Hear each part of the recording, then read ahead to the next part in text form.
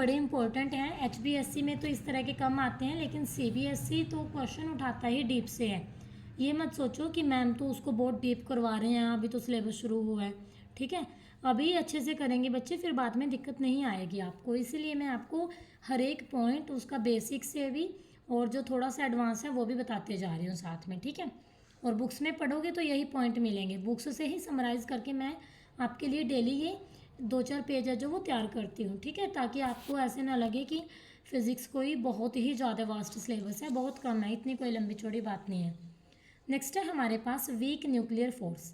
Week nuclear force, ये force होते हैं एलिमेंट्री पार्टिकल्स के बीच में। ठीक है, एलिमेंट्री पार्टिकल देखो कौन से होते हैं, ये वो एलिमेंट्री पार्टिकल होते हैं जिनकी कोई स्ट्रक्चर नहीं होती। देखो इसके नेम से ही पता चल रहा है वीक न्यूक्लियर। ये फोर्स भी बहुत थोड़े टाइम के लिए होता है और होता भी उन पार्टिकल्स के बीच में है जिनकी कोई स्ट्रक्चर नहीं होती, क्योंकि ये सब एटॉमिक पार्टिकल होते हैं। ठीक है, और डिस्कवरी इसकी कब हुई थी, जब हमने स्टडी किया था बीटा डीके को। ठीक है, ये ना आपका रदरफोर्ड ने एक्सपेरिमेंट किया था, रदरफोर्ड का एक्सपेरिमेंट था ये। रदरफोर्ड ने जो एक्सपेरिमेंट है वो कब किया था, 1899 में। कौन सा, बीटा डीके। बीटा डीके का मीनिंग क्या होता है, emission of electron. Emission of electron आगे पढ़ोगे आप 12th क्लास में जाके डिटेल में। तो इसके ड्यूरिंग डिस्कवरी हुई थी वीक न्यूक्लियर फोर्स की। ठीक है, अब हम बात करते हैं इसकी प्रॉपर्टीज़ की। ये जो हमारा फोर्स है, वीक न्यूक्लियर फोर्स है जो हमारा, ये हमारा स्ट्रॉन्ग है। किससे स्ट्रॉन्ग है, ग्रेविटेशन से तो स्ट्रॉन्ग होगा ही, क्योंकि हमने यही कह दिया कि वो सबसे वीक है। तो उससे हमारा ये कितना स्ट्रॉन्ग है, ये हमारा स्ट्रॉन्ग है 10⁻25 टाइम। ठीक है, ग्रेविटेशन से कितना है, 10⁻25 टाइम। ठीक है बच्चे, अब अगर इसके फील्ड पार्टिकल की बात करते हैं, तो जो आपका इसका फील्ड पार्टिकल होता है वो आपका क्या होता है, बोसॉन। क्या होता है वो, बोसॉन। ठीक है, ये पार्टिकल है एक, और ये एग्जिस्ट करते हैं लेप्टॉन और लेप्टॉन के बीच में, लेप्टॉन और मेसॉन के बीच में। अब आप कहोगे कि मैम ये तो हमने कभी सुना ही नहीं। सुनोगे कैसे बच्चे, ये एलिमेंट्री पार्टिकल है। 9th 10th में आपको सिर्फ इतना ही बताया था कि इलेक्ट्रॉन, प्रोटॉन, न्यूट्रॉन, इससे आगे कुछ नहीं। लेकिन ये इलेक्ट्रॉन, प्रोटॉन, न्यूट्रॉन के आगे के ही पार्टिकल हैं। ठीक है, वहाँ तक नहीं है कहानी, कहानी बहुत आगे है। ठीक है, उसके बाद नेक्स्ट जो हमारा फोर्स है that is strong nuclear force. Fourth है जो हमारे पास वो क्या है, स्ट्रॉन्ग न्यूक्लियर फोर्स। इसके नेम से ही पता चल रहा है ना कि ये फोर्स हमारा स्ट्रॉन्ग फोर्स है। तो ये हमारा किसके बीच में होता है, आपको पता है ये न्यूक्लियस है। न्यूक्लियस के जो इलेक्ट्रॉन है बाहर रिवॉल्व करते हैं और अंदर क्या होता है, प्रोटॉन, न्यूट्रॉन। अब हम बोलते हैं कि न्यूट्रॉन पे तो कोई चार्ज नहीं होता, लेकिन प्रोटॉन पे हमारा होता है पॉजिटिव चार्ज और इलेक्ट्रॉन पे क्या होता है, नेगेटिव चार्ज। अब ऐसे तो ये इलेक्ट्रॉन इसको अपनी तरफ अट्रैक्ट कर लेगा, यानी कि ये तो बाहर आ जाएगा यहाँ से अपनी बाउंड्री से। लेकिन कभी आपने ऐसा देखा है कि ये बाहर आया है, जी नहीं, कभी ये बाहर नहीं आता। उसका क्या रीज़न होता है, उसका रीज़न होता है ये स्ट्रॉन्ग न्यूक्लियर फोर्स। ठीक है बच्चे, तो हमारे पास क्या होता है कि जो फोर्स प्रोटॉन और न्यूट्रॉन को बाइंड करके रखता है न्यूक्लियस के अंदर, that force is called strong nuclear force. वो फोर्स क्या होता है, स्ट्रॉन्ग न्यूक्लियर फोर्स। डेफिनेशन देख लो यहाँ से, binding force between neutron and proton in the nucleus is strong nuclear force. ठीक है, वो क्या होता है, स्ट्रॉन्ग न्यूक्लियर फोर्स, यानी कि न्यूक्लियस के अंदर जो फोर्स हमारा बाइंड करके रखता है प्रोटॉन एंड न्यूट्रॉन को, उसको हम क्या बोलते हैं, स्ट्रॉन्ग न्यूक्लियर फोर्स। अब प्रॉपर्टीज़ हैं यहाँ से देखो। फर्स्ट है, these are strongest forces in nature. Nature के अंदर सबसे स्ट्रॉन्ग फोर्स यही है। ठीक है, इसका नेम ही यही कह रहा है। सबसे वीक क्या थे, ग्रेविटेशन, और सबसे स्ट्रॉन्ग क्या है हमारे पास, स्ट्रॉन्ग न्यूक्लियर फोर्स। और कितने स्ट्रॉन्ग है ये, देखो ग्रेविटेशन फोर्स से ये स्ट्रॉन्ग है 10⁻38 टाइम। ठीक है, इलेक्ट्रोमैग्नेटिक हमने पढ़े थे, ग्रेविटेशन से कितने थे, 10⁻36। ठीक, तो जो स्ट्रॉन्ग न्यूक्लियर हैं ग्रेविटेशन से तो ये 10⁻38 है, तो इलेक्ट्रोमैग्नेटिक से कितने होंगे, कितनी पावर का डिफरेंस आ गया, 10⁻2। कंसेप्ट को ऐसे समझा करो क्रैमिंग करने की बजाय। तो 10⁻2 टाइम स्ट्रॉन्ग है इलेक्ट्रोमैग्नेटिक से, और 10⁻13 है हमारे किससे, ये वीक न्यूक्लियर फोर्सेज से।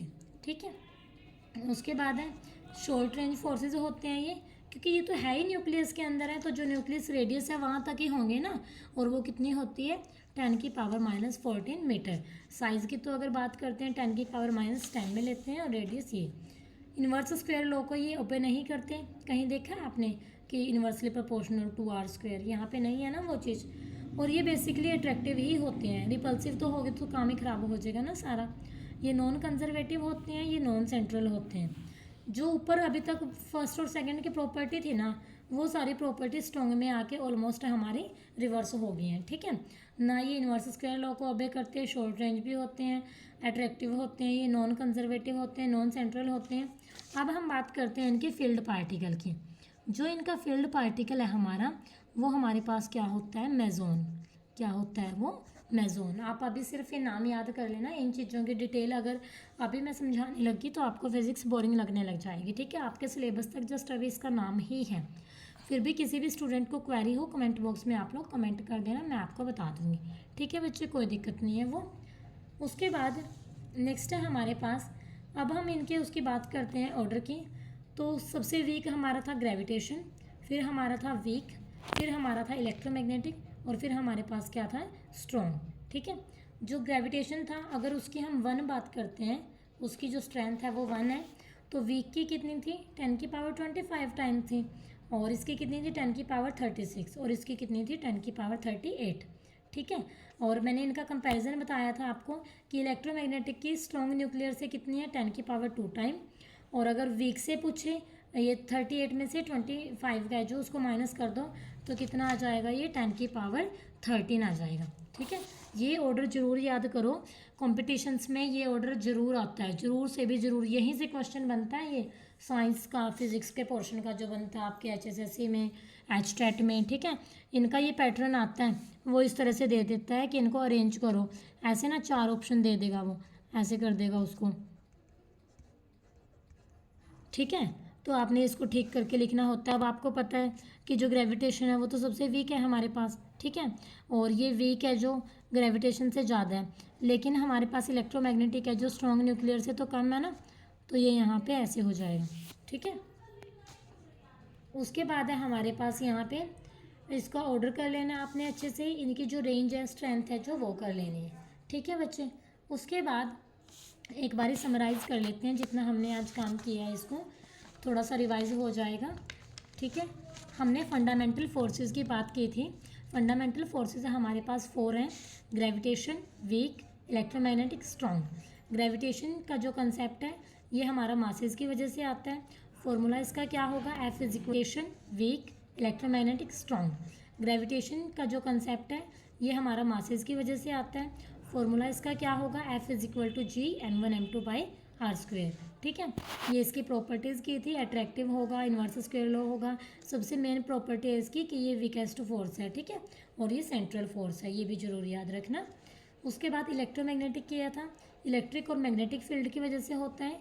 फॉर्मूला इसका किसने दिया था, कूलम लॉ ने। फॉर्मूला क्या था, F इज पास, ये हमारे पास अट्रैक्टिव होता है, रिपल्सिव भी होता है, और हमारे पास इन्वर्स स्क्वायर लॉ को ओबे करता है ये।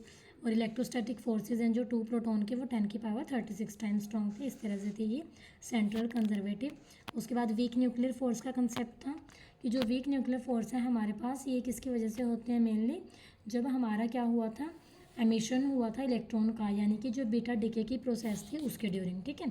इसकी प्रॉपर्टी बस 2-3 ही हैं कि ये कौन कौन से पार्टिकल्स के बीच में, lepton lepton lepton and meson, ठीक है। लेप्टॉन मेसोन ये क्या होते हैं, एलिमेंट्री पार्टिकल। फिर हमने किया था स्ट्रॉन्ग न्यूक्लियर फोर्स। जो स्ट्रॉन्ग न्यूक्लियर फोर्स है हमारे पास, ये बाइंडिंग फोर्स होता है न्यूट्रॉन और प्रोटॉन के बीच में न्यूक्लियस में, और इसकी प्रॉपर्टीज़ हैं जो हमारे पास, वो क्या है कि ये स्ट्रॉन्गेस्ट फोर्स होते हैं। इनका मतलब स्ट्रेंथ की बात करें तो 10⁻38 टाइम स्ट्रॉन्ग थे ये, ठीक है। और ये इन्वर्स स्क्वायर लॉ को ओबे नहीं करते, बेसिकली अट्रैक्टिव होते हैं, नॉन कंजर्वेटिव है, नॉन सेंट्रल है। तो इस तरह से आज की क्लास में हमने 4 फोर्सेस हैं जो उसके बारे में स्टडी कर लिया है, और ये चारों फोर्सेस को आपने ऐसे ही स्टडी करना है, फॉर्मूले लिख के देखने हैं, इनकी प्रॉपर्टीज़ है जो 2 से 3 बार आपने रीड आउट कर लेने हैं। बुक्स आप लोगों ने ले ली होंगी, ठीक है, नहीं ली हैं तो वो भी कोई बात नहीं, मैं यहाँ पे बुक्स का जितना भी कंटेंट है वो सारा आपको प्रोवाइड करवा रही हूँ जो इम्पोर्टेंट है, ठीक है। वो वही एक लाइन को मैं 4 लाइन्स में एक्सप्लेन कर रही हूँ आपको, ठीक है। तो ऐसी कोई प्रॉब्लम नहीं है कि बुक्स लेने की अभी बिल्कुल जल्दी भी नहीं करनी, आराम से ले लेना अपनी। और क्लास अगर समझ आ गई है बच्चे तो चैनल को लाइक कर दिया करो, सब्सक्राइब कर दिया करो वीडियोज़ को। जो भी मतलब व्यूज़ होते हैं उतने ना तो कभी भी लाइक होते, ठीक है, और ना कमेंट होते। तो आप लोग पता नहीं क्यों नहीं मतलब करते हो। अगर वीडियोस देखते हो कुछ बेनिफिट होते हैं तो उसको थोड़ा मतलब शो भी किया करो, मुझे तो वहीं से पता लगेगा ना। तो उम्मीद करती हूँ कि आज की क्लास में आप लोग कमेंट्स करेंगे, ठीक है, और बताएंगे कि क्लास आपको कैसी लगी है। तो मिलते हैं अब नेक्स्ट क्लास में। Stay connected with science simplified. Thank you very much.